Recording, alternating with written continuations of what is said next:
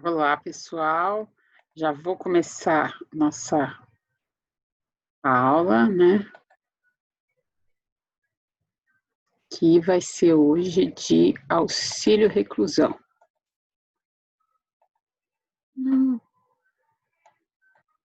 Por que ele não está dividindo aqui?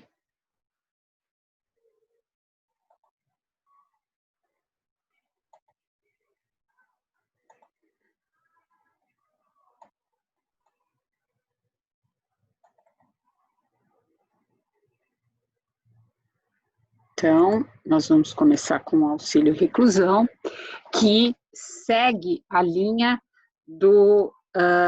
da pensão por morte. Teve muitas mudanças, então, antecipando aqui, né, na pensão por morte, a gente não tem o que? Carência. E aqui nós vamos ter uma carência, coisa que não existia antes. Então, tem muita coisa.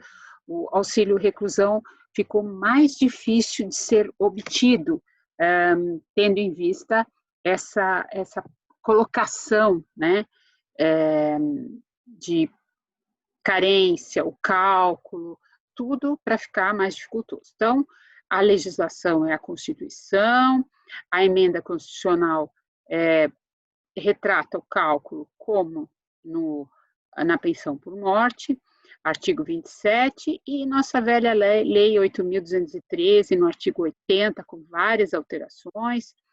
O regulamento não traz as atualidades, não traz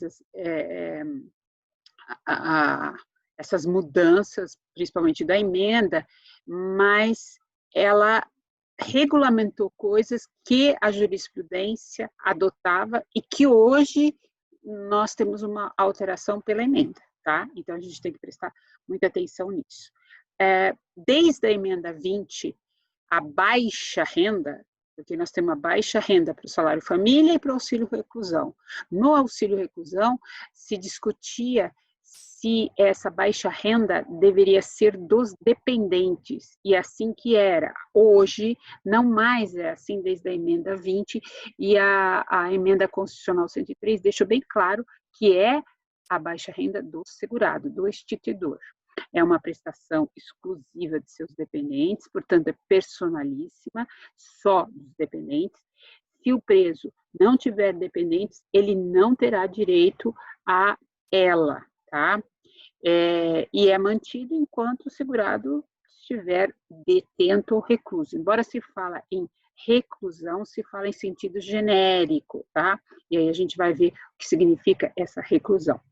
E aqui, aquilo que eu já falei, aplicação subsidiária da pensão por morte. Os requisitos é reclusão, sentido genérico, qualidade de segurado do recluso, de quem vai instituir esse benefício, na data do encarceramento. Então, a DIB, a data de início do benefício, é a data do encarceramento.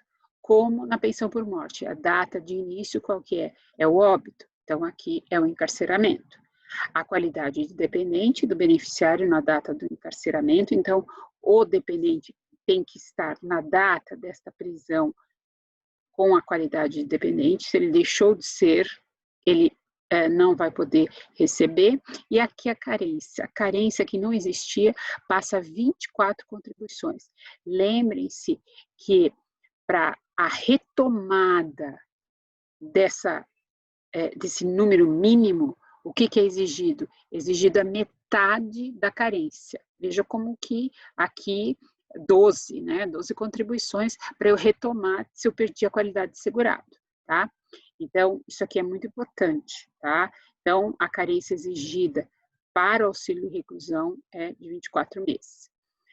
Não tem direito ao auxílio reclusão o preso ou segregado, segurado que receber remuneração da empresa, receber auxílio doença ou pensão por morte, salário maternidade, aposentadoria e o abono de permanência em serviços, tá? Então, quem estiver recebendo isso não vai ter direito, o dependente não vai ter direito ao auxílio reclusão. Porém, se esse segurado recluso, né, ele estiver recebendo o auxílio acidente ou o salário família, como estes benefícios não substituem a renda, os dependentes terão direito ao auxílio reclusão. Tá? A portaria atual de 2020 atualiza o que é baixa renda. Então, é uma renda igual ou inferior a R$ 1.425,56, tá? Independentemente da quantidade de contratos e atividades exercidas. Então, esse é o limite. Se a pessoa tiver uma remuneração superior a isso, não, os seus dependentes não receberão o auxílio reclusão. Como que se faz esse cálculo, né? Não é o que era no mês, como era na legislação anterior. Inclusive, a jurisprudência decidia nesse sentido. Como é que era? Eu avaliava no dia da prisão quanto que ele estava recebendo, este segurado preso, no mês anterior. Se ele não estava recebendo nada, ele não tinha renda. Então, se entendia que ele era de baixa renda. Hoje, não é assim. A aferição vai ser da renda bruta do quê? Da média apurada do período de 12 meses anteriores ao mês de recolhimento. E nessa apuração da renda, por exemplo, é a média, né? Isso já estava, esse critério não leva mais em conta o último salário, como eu tinha dito, porque isso estava no regulamento e na instrução normativa e a jurisprudência seguia isso. Hoje não, tá? E foi exatamente contra o quê? A tese no tema 896, que assim vinha decidindo o STJ, tá certo? Agora, o que está incluso nessa média aritmética? Se, por exemplo, o segurado preso tivesse, nos meses anteriores, nesses 12 últimos meses, recebendo um auxílio-doença, então, ele vai no cálculo o valor desse auxílio-doença. E quanto que vai receber o segurado recluso, os dependentes? Vão receber um salário mínimo, não vai poder ser mais que um salário mínimo. Esse é o valor do auxílio reclusão. A prova. O requerimento do auxílio reclusão será instruído com certidão judicial que ateste o recolhimento efetivo à prisão e será obrigatória a apresentação de prova de permanência na condição de presidiário para a manutenção do benefício.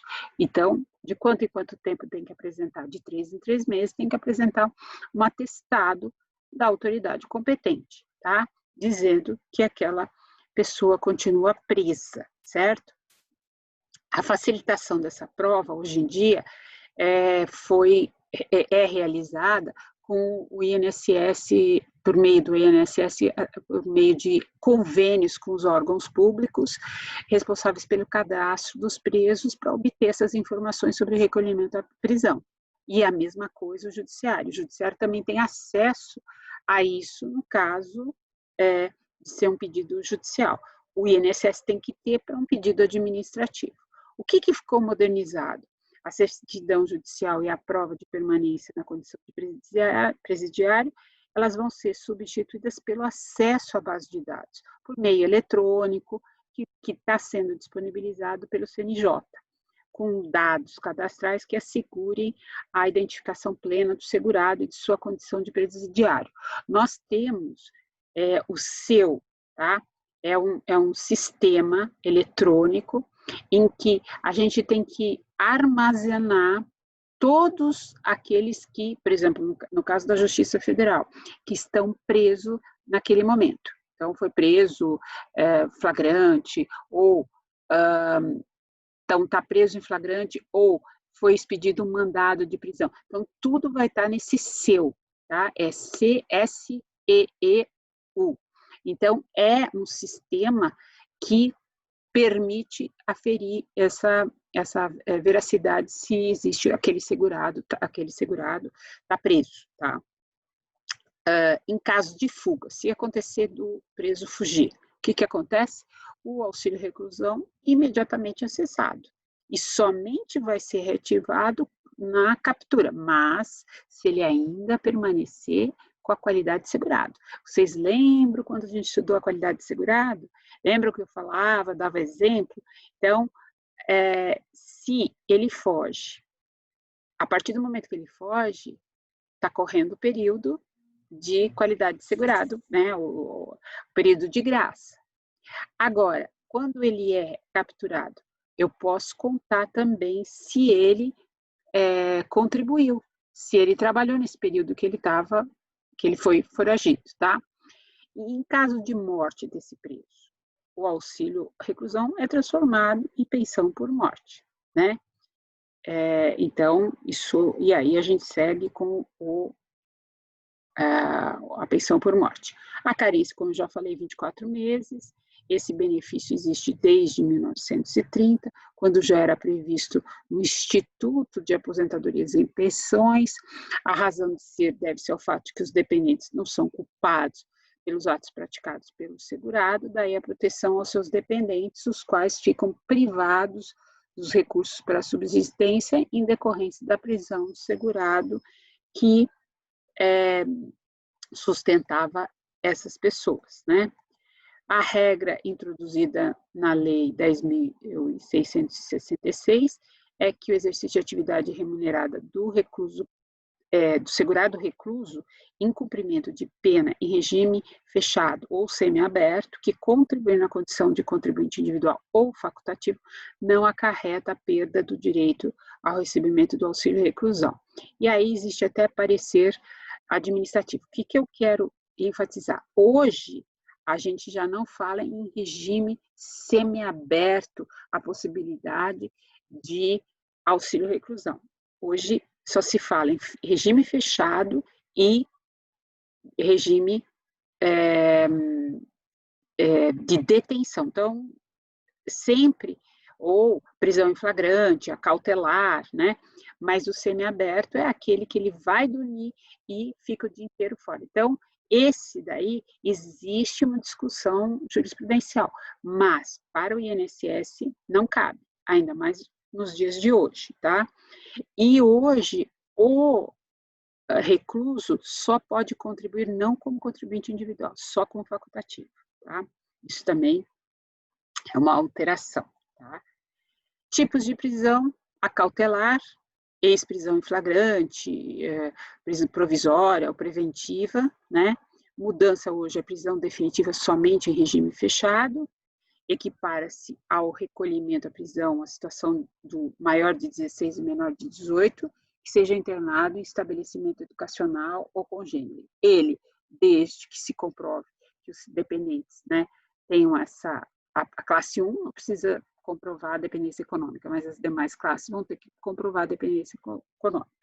Como eu falei, a reclusão é um termo utilizado em sentido amplo de encarceramento, regime fechado é o cumprimento de prisão de pena, regime fechado e outras modalidades de encarceramento cumpridas de forma equivalente ao fechado, que é a prisão cautelar penal, a medida de segurança socioeducativa de internação. As mesmas regras que são aplicadas na pensão por morte são aplicadas aqui no auxílio reclusão. Muitas mudanças, né, que foram feitas na Lei 13.135 se estende ao auxílio reclusão, que nem a questão do dependente, companheiro, companheira ou cônjuge. Então, nós temos aquilo, se esse companheirismo ou casamento ocorreu em menos de 2 anos, vai só receber durante 4 meses. Se nesses 4 meses permanecer preso, ou se verteu 18 contribuições ou menos, né, de 18 contribuições também. Agora, permanece aqueles outros requisitos. Se tiver os 2 requisitos cumulativos, as 18 contribuições e mais de 2 anos, vai seguir aquela tabela, tá? E aí, enquanto ele ou ela, né, permanecer preso. E falecimento do preso, o INSS deve converter automaticamente auxílio reclusão em pensão por morte assim que apresentada a certidão de óbito. Situações supervenientes, por exemplo, casamento celebrado, união estável, iniciada depois da prisão. Isso está fora do benefício, exclui-se o benefício. Por quê? A gente sabe que existem as visitas íntimas, mas isso não significa, ele precisa estar, a pessoa, aquilo que eu falei logo no começo, enfatizando, a dependência tem que ocorrer na data em que ele foi encarcerado, em que ele ou ela foi preso. Caso contrário, se isso aconteceu depois, não dá. Com relação à concepção, nascimento de filho depois do encarceramento, a Turma Nacional de Uniformização tem admitido o direito, tá? Isso vai ser matéria agora de muita discussão. Algo muito complicado, mas aí a questão está se levando em consideração o filho. Então, a gente vai parar por aqui.